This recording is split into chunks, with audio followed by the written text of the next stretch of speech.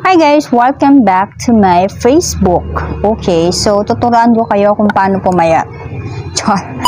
Guys, ito, meron akong i-suggest sa inyo kung gusto nyong pumayat ng mabilisan. Yung isang inom mo lang talagang papayat ka na. Yung isang lagot mo lang matatanggal na talaga yung mga bilbil mo, yung mga braso mo, ganyan. So, ito siya. Ganito lang gagawin mo, ha?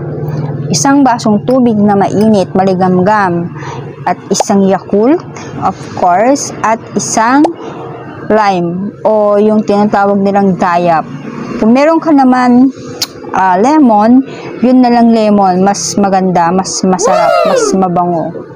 Ito okay, hindi naman na to, kaso lang maasim. So, nilagyan ko na itong aking baso ng isang pirasong lime or dayap. Maasim na yan mga sis. Haluin mo